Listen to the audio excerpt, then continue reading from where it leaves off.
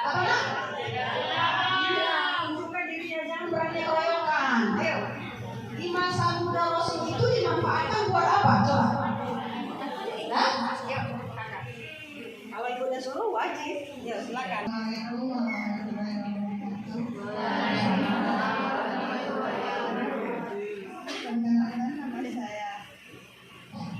Perkenalkan, nama saya Gita dari kelas 11 IPA 1. Contoh masa muda Rasul adalah beribadah, berbuat baik. Sekian dari saya, terima kasih. Baik, terima kasih Pak mudanya beribadah, berbuat baik. Ibu kembali bertanya, apakah beribadah itu, apakah Rasul itu di masa mudanya sholat terus sepanjang waktu? Kan beribadah, ya kan? Apakah dia sepanjang waktu sholat terus atau puasa terus waktu mudanya? Gimana?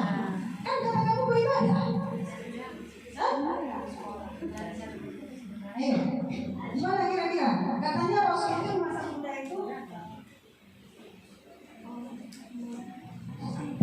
Rasul itu di masa muda beribadah, berbuat baik katanya. Nah, gimana? Apakah Rasul di masa mudanya waktunya dihabiskan buat sholat, kemudian buat puasa? Itu kan bagian dari ibadah-ibadah ya. Nah, gimana nak? Silakan ditanggapi. Ayo, tuh kakak yang di belakang, berdiri aja. Iya enggak, kamu. Ya, berdiri. Ayo. Yang mana sih yang disuruh itu? Ayo.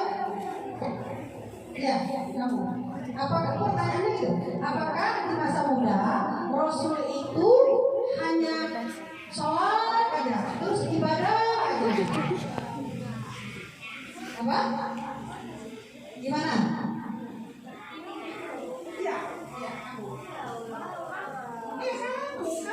Kamu. Iya. Yang mana?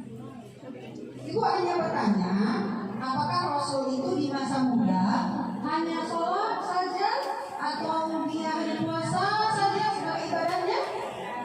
Tidak, ya. Tidak. Yakin tidak? Terus ngapain Rasul di masa muda nih ya, cerita kita di masa muda. Karena kalau di usia 40 tahun kita sudah tahu bahwa ada risalah, dia diangkat menjadi Rasul. Nah, kalau gitu masa muda dia buat apa? Berdagang. Bagaimana Rasul berdagang? Hah? Bagaimana Rasul berdagang? Apa yang spesial dari Rasul ketika dia berdagang?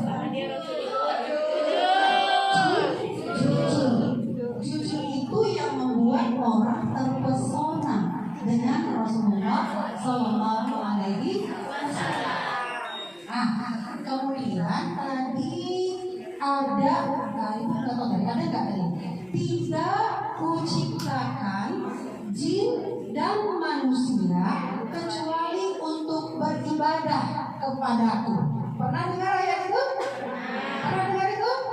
Nah, kalau begitu Rasulullah itu dagang, tidak hanya sholat, tidak hanya puasa, tidak hanya berzikir di dalam masjid. Nah, kalau begitu berarti ibadah itu bukan hanya sekedar rutinitas belaka. Tahu ya nak? Ibadah itu bukan hanya sekedar sholat, bukan hanya sekedar puasa, zakat, atau kamu lama-lama di masjid zikir sepanjang hari. Bukan. Ya paham ya di sini ya. Nah, sekarang kamu nih usia sekarang berapa? 17. Sudah punya KTP? Belum 17. Bukan ya kan? Nggak salah dari katanya kalau gitu. Ada yang sudah. Oke, nah 17 usia remaja menjelang dewasa ya. Menjelang dewasa. Nah, kalau begitu apa yang kamu ukir di usia 17 ini? Supaya jadi ibadah itu loh. Supaya jadi ibadah, karena Allah nggak akan ciptakan kita kalau bukan beribadah. Nggak perlu Allah. Ya kan? Nah, Coba, apa yang harus kita lakukan di usia yang segini? Nah, ibu mau putarkan satu video supaya kamu nampak nanti. Nanti di situ tadi kan kita lihat ya, yang selawat tadi tuh siapa itu? Usianya berapa itu? Masih muda kan? Masih muda dan berkarya, gitu kan? Nah, kita coba lihat juga di sini. Kita nggak capek kan ya? Ya, ini coba. Adalah pemicu bahkan tertunda di masa depan. Kenapa demikian? Karena kita tak oleh salah seorang sahabat beliau dan Khulafaur Rasyidin juga, Sayyidina Ali menyebutkan syubadul yaum rijalul ghad, rijalul yaum imbadul ghad. Ini pun ternyata diamini oleh para filsuf barat yang menyebutkan bahwa the youth of today are the leaders of tomorrow, bahwa pemuda hari ini adalah pemimpin masa depan. Kurang lebih sama artinya begitu. Jangan sampai kita balikkan kalimat yang dalam dan indah ini menjadi pemuda hari ini adalah pengecut bahkan pecundang di masa depan. Kenapa demikian? Karena kita tak melakukan persiapan apa-apa untuk menjadi pemimpin, untuk mengambil tanggung jawab dan amanah, dan untuk membuat perubahan ke arah yang lebih baik. Zaman berubah, waktu berganti, teknologi hadir. Mereka yang mampu beradaptasi, mereka akan jalan terus. Mereka yang tak mampu akan diam di tempat, bahkan mungkin mundur ke belakang. Franklin pernah mengatakan, when people stop changing, they are dying. Ketika manusia berhenti berubah, tentu berubah ke arah yang lebih baik, mereka akan tertinggal. Sunatullah dalam agama kita pun demikian. Hari ini harus lebih baik dari kemarin, besok harus lebih baik dari hari ini. Pertanyaannya, apa yang membuat kita hari ini berbeda dengan kita 2 tahun yang lalu? Apa yang membuat kita anak muda 5 tahun yang akan datang berbeda dengan kita yang sekarang? Harus ada yang berubah, harus ada yang terupgrade. Maka hanya ada 4 kualitas manusia. Pertama adalah mereka yang pesimis melihat masa depan. Tanyakan satu pertanyaan pada manusia di sini tentang masa depan, mereka akan selalu memulai dengan kata ah. 15-20 tahun lagi ingin melihat diri sendiri dan lingkungan sekitar seperti apa? Ah, itu urusan para ustaz-ustaz saja lah. Itu urusan para mereka saja lah yang punya wewenang, yang punya kuasa, yang punya uang misalnya untuk melakukan yang lebih. Ya, kami ini kan hanya pelajar, ya kami ini kan hanya mahasiswa anak muda, kami ini bisa apa? Selalu melihat dari sudut pandang negatif. Tipikan manusia yang kedua adalah mereka yang realistis. Tanyakan satu pertanyaan pada manusia jenis ini, jawabannya selalu dimulai dengan kata, ya sudahlah. Kapan mau mulai punya usaha sendiri? Ya, sudahlah. Nanti kapan sudah punya modal, kapan sudah punya ide, kapan kesempatan datang, nanti baru saya mulai. Kapan? Buat yang laki-laki, mau mulai minang anak orang. Kayak laki-laki kan? Ya sudah, 100 miliar lah. Bukan tentang siapa dia sekarang, tapi dia sudah memvisualisasikan siapa dia nanti. Dia tak peduli orang lain bilang that's impossible, itu tidak mungkin.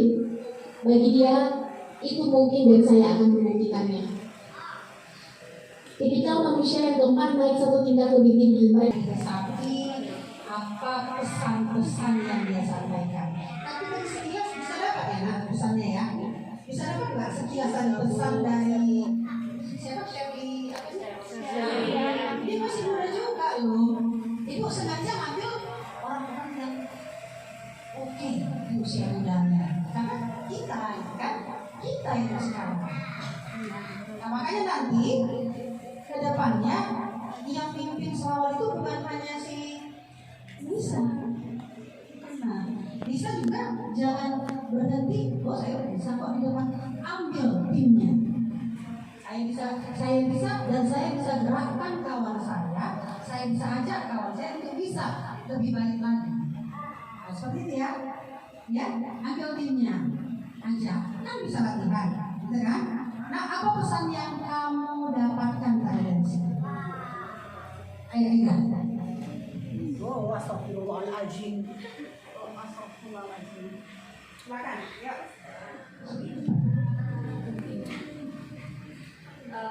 Menurut saya yang saya dapat itu dari pesan Serlian kita selagi masih muda, selagi kita masih punya kemampuan untuk berkreativitas, maka kita pergunakan masa muda itu untuk kreatif dan untuk mengembangkan bakat diri kita melalui dari segi pandangan juga gitu. Yang dari saya. Oke, satu lagi kamu tunjuk Eka, yang lain sebelum kita simpulkan nanti. Satu lagi. Itu saja, bebas. Tunjuk. Yang tunjuk nggak boleh nolak.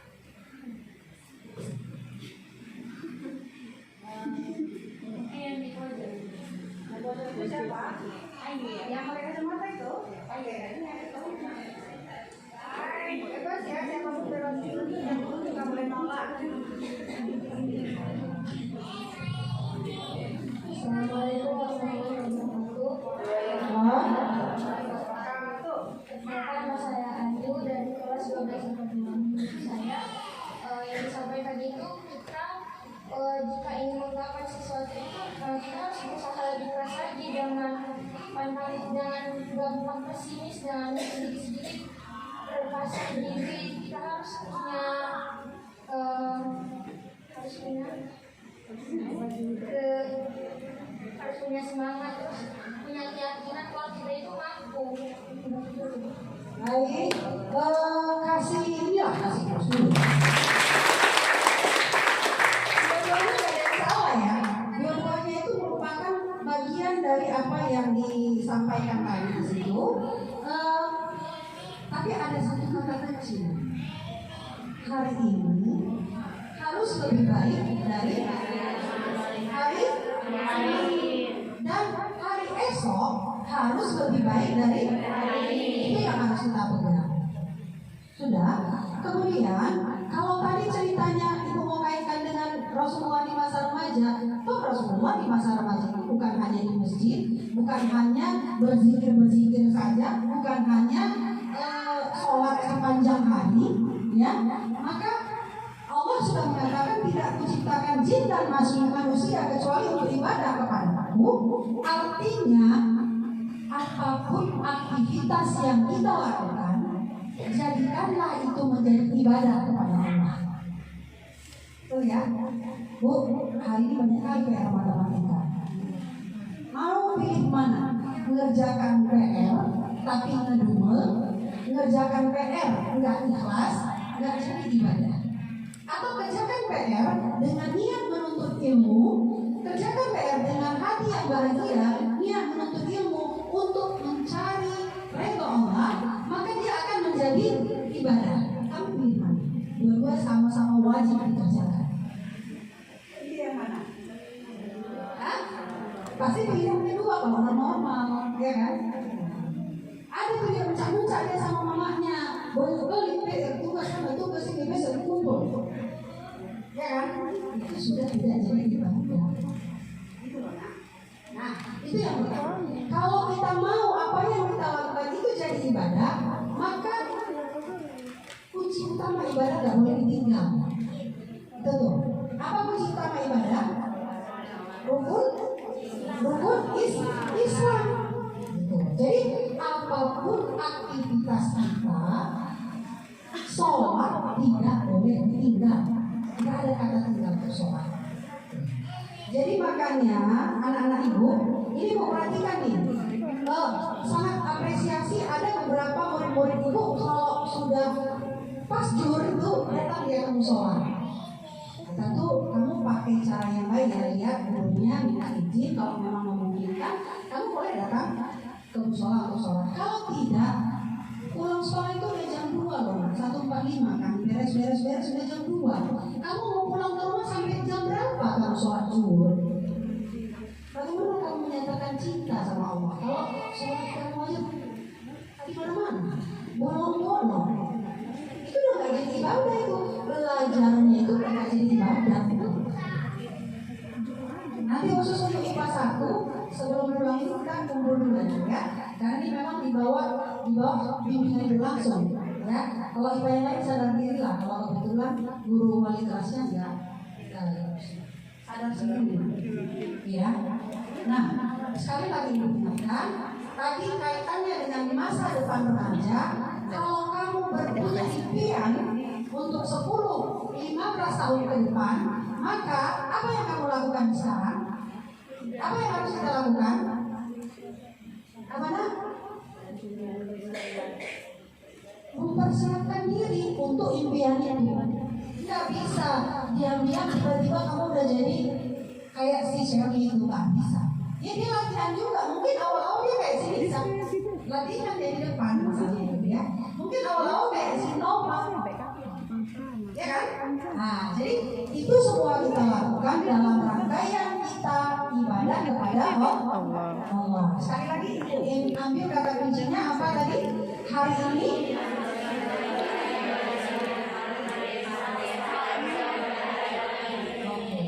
kemudian semua aktivitas kita akan menjadi ibadah apabila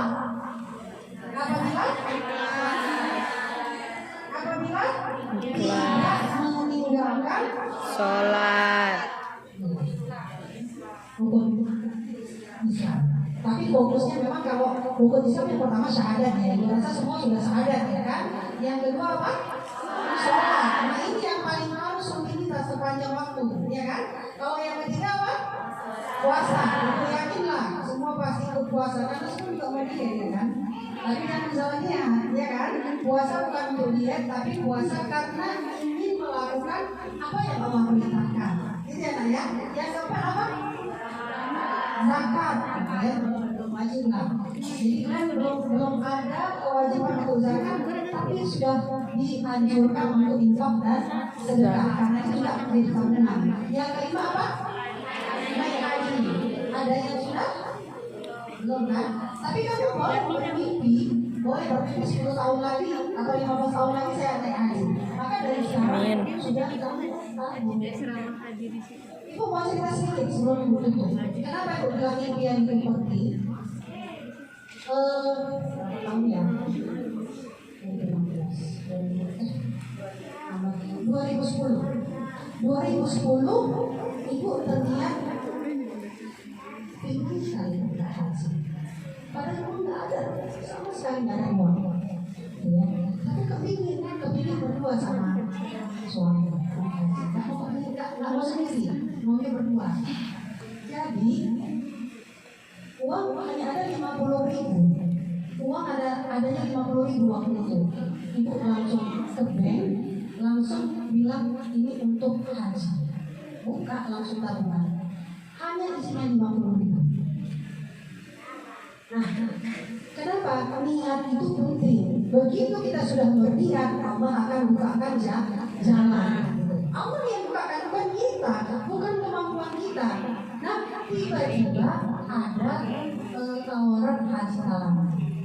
Katanya ditalangin, kita sudah bisa daftar. Nah, intinya singkat cerita, begitu kita buka niat untuk berangkat, langsung dibukakan Allah jalan. Apa yang kita niatkan tadi dengan ikhtiar yang sungguh-sungguh ya.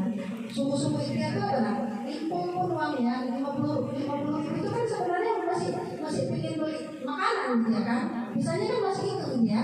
Tapi Allah bukakan ada jalan-jalan yang membuat akhirnya tergapai. Ya itu. Betul. 2016 itu nggak pakai mobil lama. 2016 bisa berangkat berdua sama suami. Memang jadi seperti itu. Ya, jadi ingat nak, sekali lagi kalau kamu punya impian, nanti 5 tahun ke depan saya mau jadi kayak apa, gitu kan? Buka jalan untuk itu, jangan diam, ya. Jangan dibuka jalan, ya. Dan selalu pegang prinsip, apa nak? Hari ini, yes, baik dalam belajar kamu maupun dalam ibadah. Ya, itu saja yang bisa Ibu sampaikan untuk menguatkan materi yang disampaikan oleh teman kita Iya, Pak tadi. Mudah-mudahan bisa kamu bawa balik. Ya, Ibu serahkan